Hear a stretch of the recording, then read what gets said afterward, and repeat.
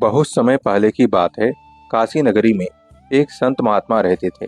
वे बड़े ही सरल हृदय, दयालु और भक्ति भाव से पूर्ण थे। उनका एक ही नियम था, सुबह से शाम तक केवल राम नाम का जप करना। वे अपने साधारण वस्त्रों में गंगा के तट पर बैठकर राम नाम की महिमा गाया करते थे। उनका नाम था संत अवधूतानंद।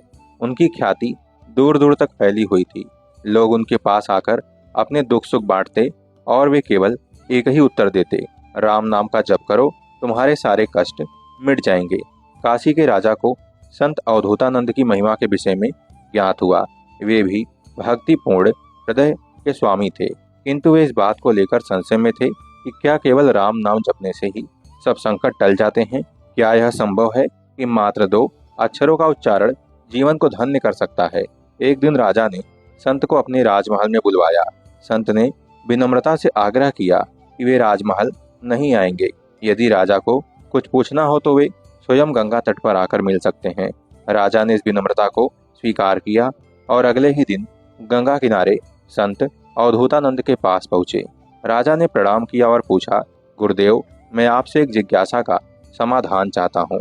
आप कहते हैं कि केवल राम नाम लेने से जीवन सफल हो जाता है, किंतु क्या यह सच में संभव है? बिना किसी तप, यज्ञ, दान और कठिन साधना के केवल नाम जप से मुक्ति कैसे प्राप्त हो सकती है? संत अवधूतानंद मुस्कुराए और बोले, राजन, आपकी शंका स्वाभाविक है, किंतु इस प्रश्न का उत्तर केवल शब्दों से नहीं दिया जा सकता, इसका अनुभव करना होगा।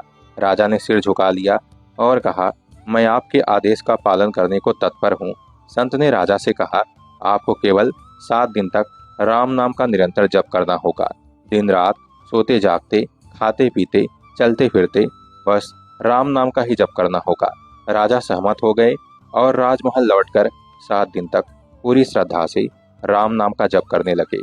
पहले दिन राजा को कुछ विशेष अनुभव नहीं हुआ, किंतु जैसे जैसे दिन बीतते गए उनके हृदय में एक अद्भुत आनंद का संचार होने लगा।